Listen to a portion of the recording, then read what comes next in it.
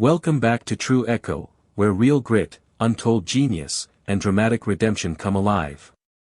Today's story will shake your beliefs about intelligence, race, and how far bias can go in trying to dim a rising star.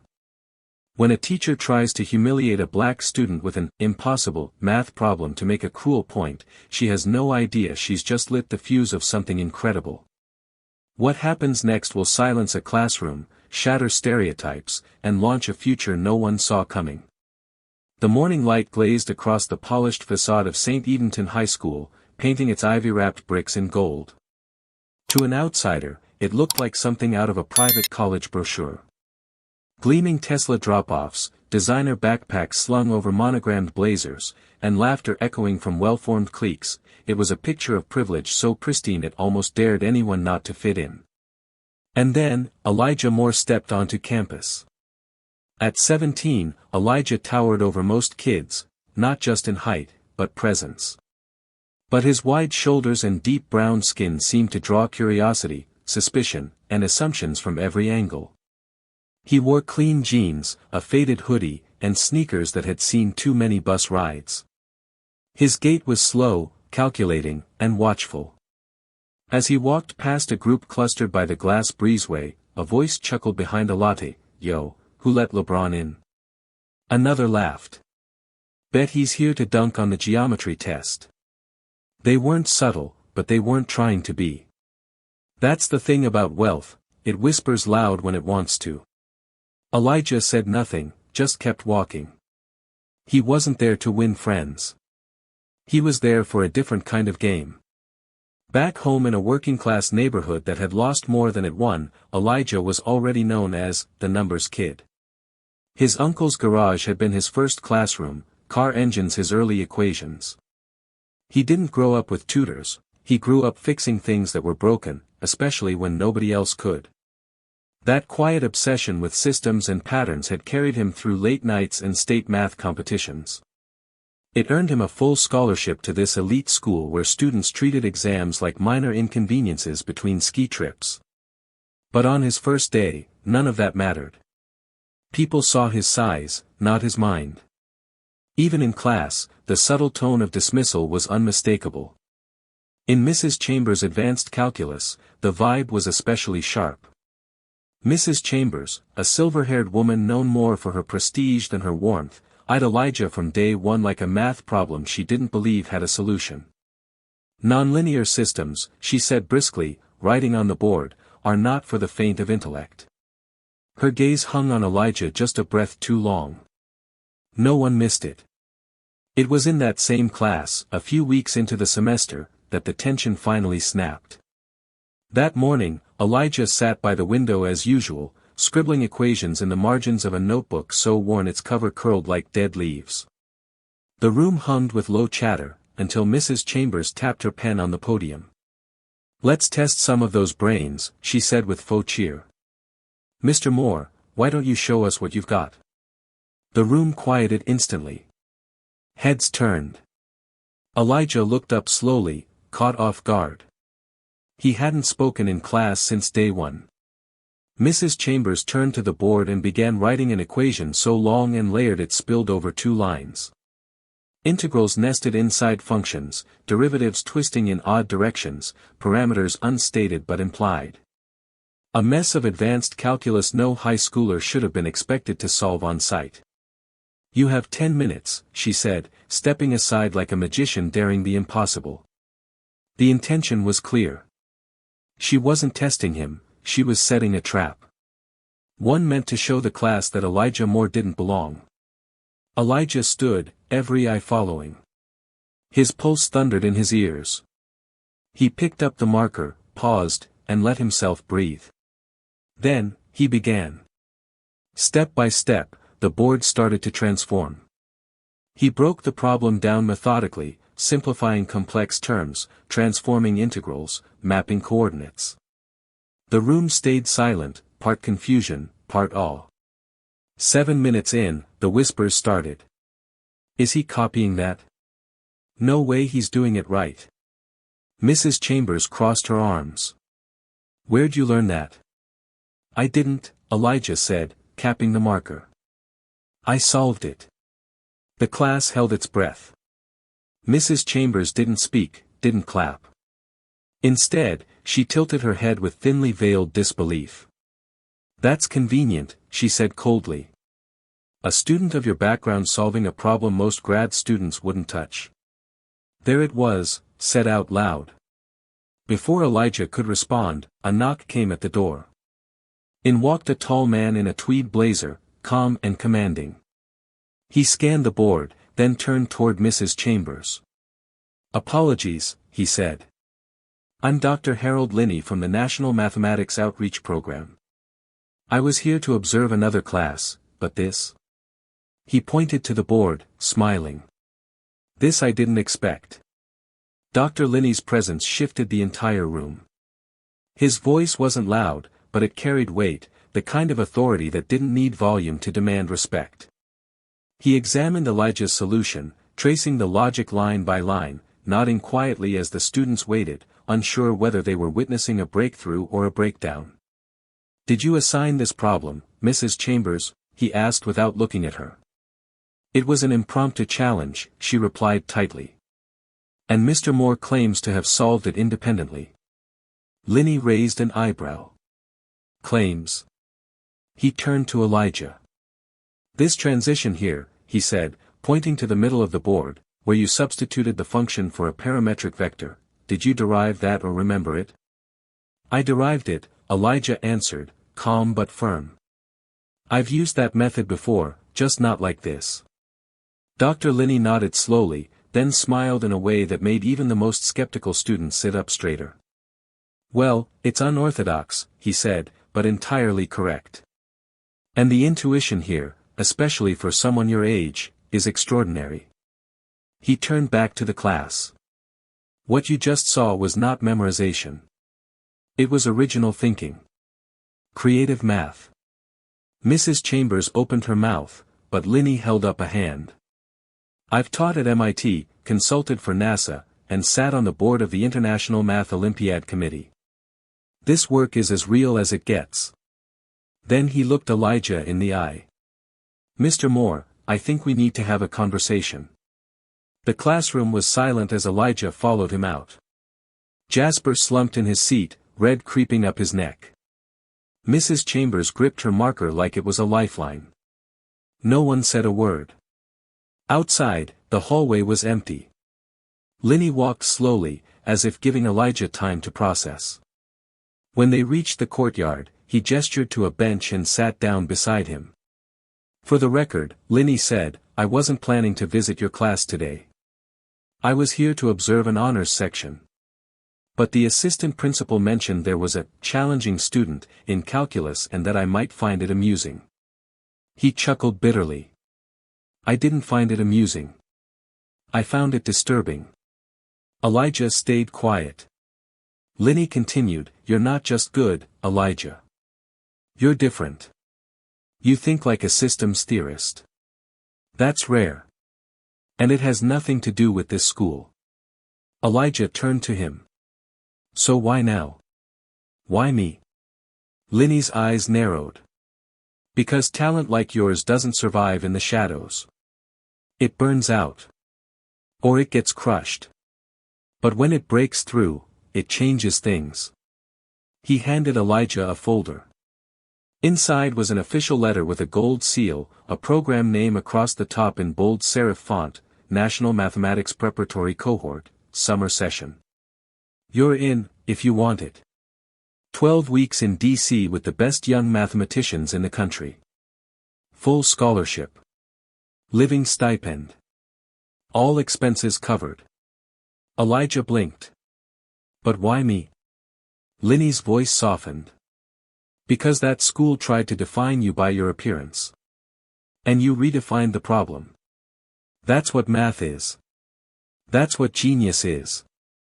You didn't just solve their equation, Elijah. You solved their ignorance. For the first time since the morning began, Elijah exhaled, really exhaled, like he was letting go of something he'd held in too long. His fingers curled around the folder. The numbers on the page didn't scare him. But the path ahead, that was new. Still, he looked Linny in the eye and said, "When do we leave?" Washington, D.C., shimmered under a thick summer heat that clung to everything like breath on glass. Elijah Moore stepped off the shuttle van outside the National Mathematics Institute, duffel bag slung over one shoulder, the official folder from Dr. Linney now bent at the corners from how tightly he'd held it the entire flight. The building itself wasn't flashy, red brick, ivy climbing the corners, brass door handles polished to a quiet gleam, but to Elijah, it looked like opportunity carved in stone. 49 other students had arrived that same day. They came from the best private schools in the country, sons and daughters of engineers, professors, tech founders. Their suitcases rolled smoothly over the pavement. Their devices synced effortlessly to the campus network. Their voices bounced off the walls like they'd been here before, because many of them had. Elijah, meanwhile, was still learning to navigate a keycard door. His room was simple but spotless, 2 beds, a shared desk, and a window with a view of the courtyard. His roommate, Devin, was from Connecticut and introduced himself with a brisk handshake and a 10-second bio that included 4 math championships and a published paper. Elijah just nodded, tossed his bag onto the bed, and quietly unpacked a single spiral notebook and the pencil set his uncle had given him as a going-away gift. The first week was brutal, not because of the math, but because of everything else. The sessions moved at lightning speed, the concepts were stacked 3 or 4 layers deep, and the instructors expected them to collaborate in real time on digital whiteboards, sharing proofs and models through software Elijah had never used before. On the second day, during a team exercise, his solution wouldn't upload. The interface froze, and by the time he'd fixed it, the group had already moved on. "You can't compete globally if you can't even present your work," snapped Emily Sharp, a dry, confident girl from Palo Alto with horn-rimmed glasses and perfect posture. He didn't answer. He wanted to. He wanted to say, "I've never had an iPad, Emily. My last calculator was cracked open with duct tape. I don't compete globally, I survive locally." But instead, he said nothing. He stared down at his unsubmitted proof and clenched his fists beneath the table. That night, while others went to dinner or played chess in the lounge, Elijah stayed behind. He taught himself the software. He downloaded the user manual. He watched 3 hours of tutorials, then reworked the day's problem sets, not once, but twice, once on paper, once digitally. No one saw it. But it mattered to him. By the second week, something had shifted. He stopped speaking last in group discussions.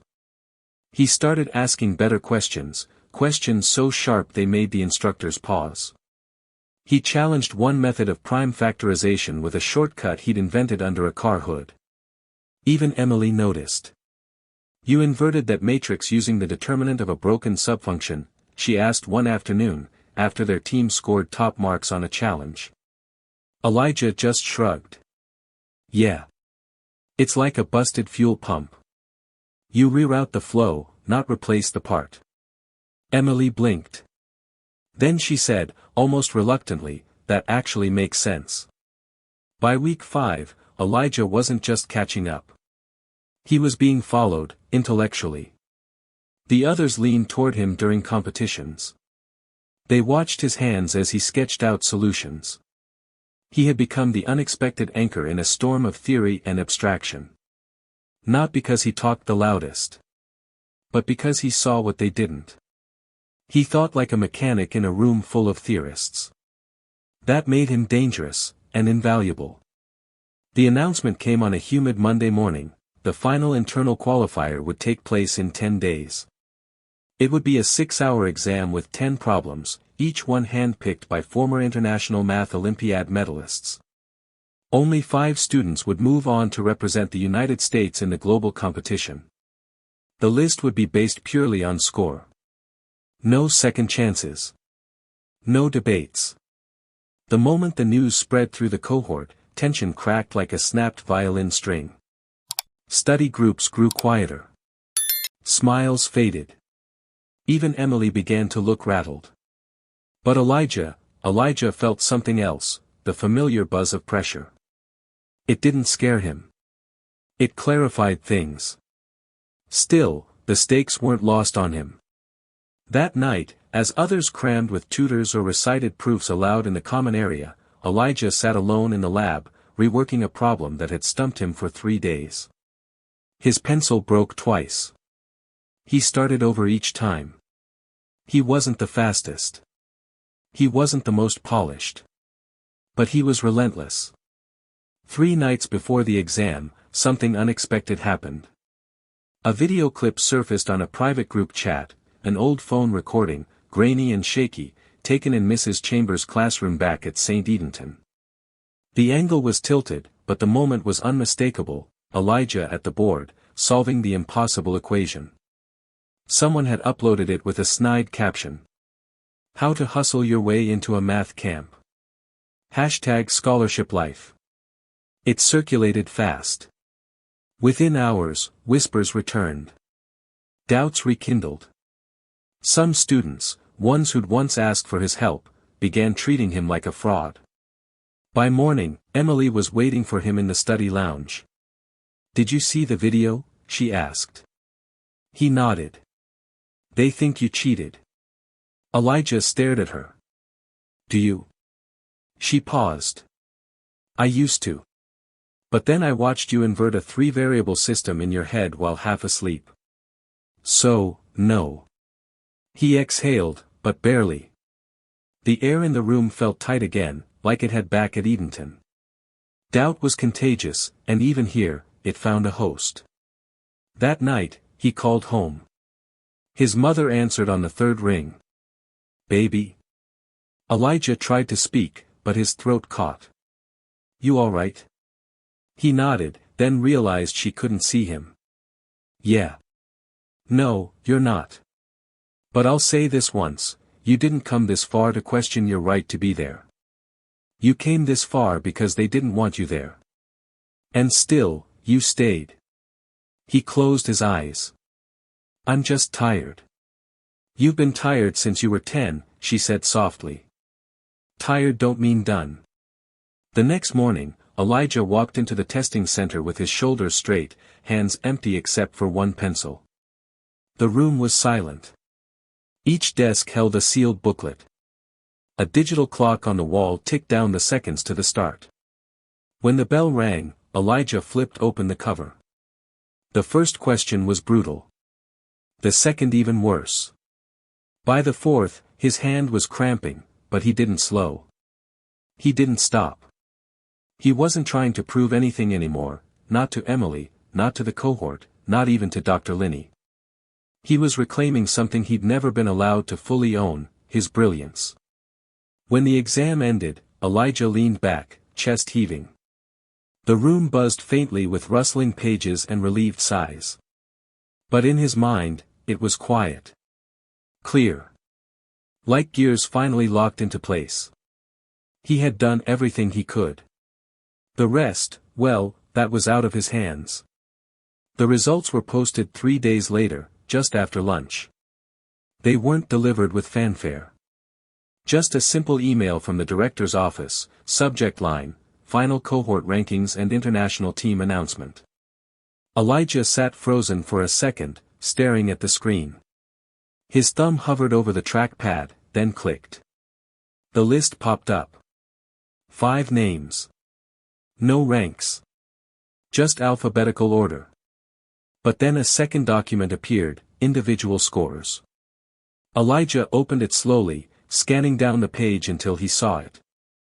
Elijah Moore, top score, 98 out of 100. He blinked, leaned forward, read it again. His name wasn't just on the team. He was first. Someone across the room shouted, "He did it." Chairs scraped the floor. A round of applause erupted, genuine, loud, unrestrained. Emily gave him a wide smile and a solid high five. Even Devon, his usually distant roommate, walked over and offered a respectful nod. "You earned that," he said simply. But Elijah didn't smile right away. He felt stunned. Not because he had doubted his ability, but because for the first time, no one else was questioning it either. Dr. Linney found him an hour later in the courtyard. "You okay?" he asked. Elijah nodded slowly. "I don't think it's hit me yet." "Well, I've got something that might make it real." He handed Elijah a crisp envelope. The return address read, Street Edenton High School, Office of Alumni Affairs. Elijah frowned and tore it open. Inside was a printed invitation. Commencement guest speaker, Class of 2025. Elijah Moore, National Mathematics Champion. A second sheet was included. A note from the new acting principal. "We believe your story could inspire our students as we work toward a more inclusive academic environment. You are a proud example of what St. Edenton can produce." Elijah scoffed. "Now I'm a product."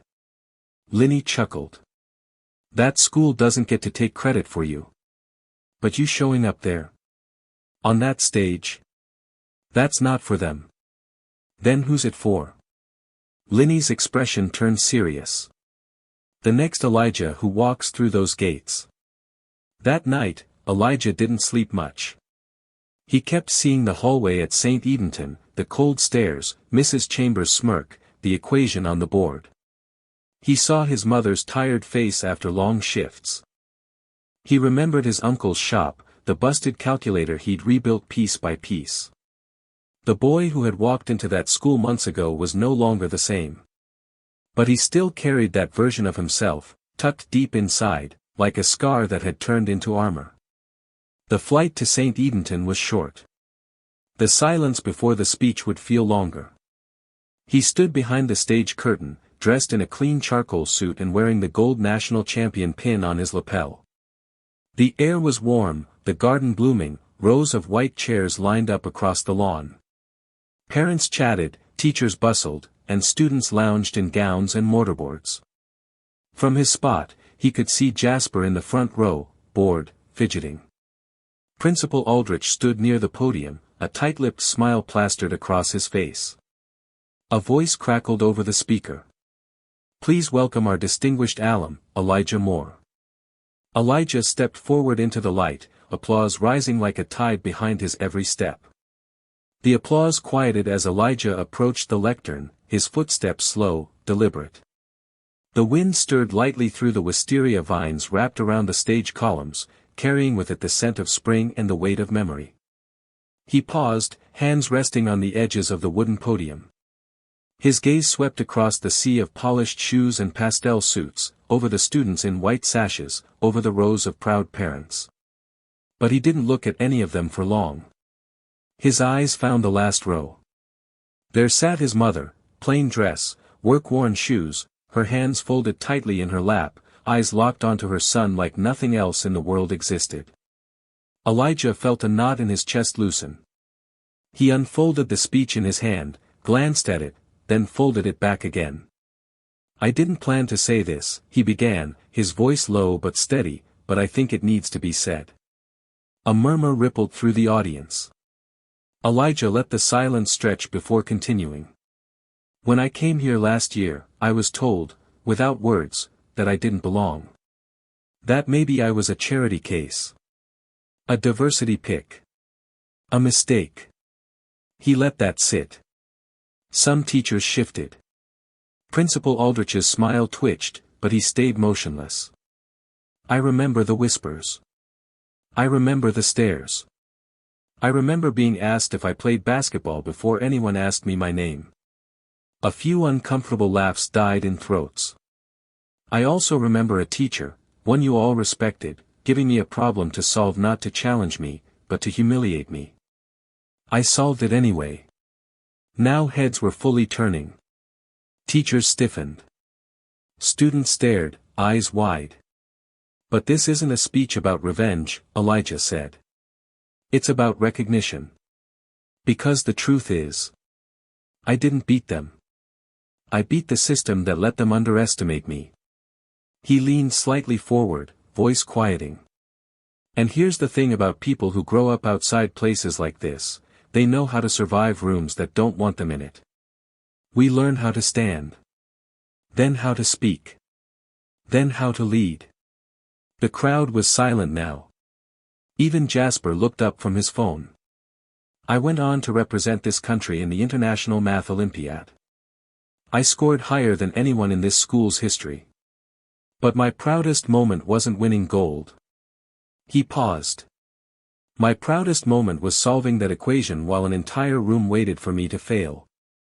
A slow ripple of clapping began, students, then parents, then faculty. But Elijah raised a hand gently. "Don't clap for me," he said. "Clap for every student who's ever been asked to prove they belong.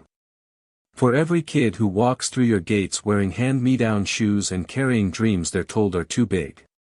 He turned toward the row of students seated in gowns, their eyes wide, reflective. "Some of you are about to go into schools and jobs where you'll be told you're brilliant. Others will be told to catch up. But I'm here to say, your brilliance doesn't depend on their belief." He looked toward his mother once more, then back to the crowd. "Your story is not a typo. You are not a mistake. You are the variable they never saw coming." Then he stepped back from the microphone. The applause this time didn't begin slowly, it thundered to life. Parents stood. Students clapped and whistled. A few teachers, red-faced but silent, lowered their eyes. Principal Aldrich offered a stiff handshake that Elijah didn't take. Instead, Elijah walked down the stage steps toward the crowd, not the crowd in suits, but toward his mother in the back row. He hugged her tightly, for a long time, before walking together toward the school gates. As they passed the polished stone crest of St. Edenton for the last time, Elijah didn't look back. Because he didn't have to. Elijah Moore's story reminds us that brilliance doesn't always come from privilege, it often rises from pressure, from doubt, from silence. It grows in the shadows of underestimation and blooms in the light of persistence. As Elijah once said, you don't get stronger by being welcomed. You get stronger by surviving places that weren't made for you. If this story moved you, inspired you, or reminded you of someone you know, don't keep it to yourself. Share it. Comment below. And subscribe to True Echo for more powerful stories like this, where truth echoes louder than judgment.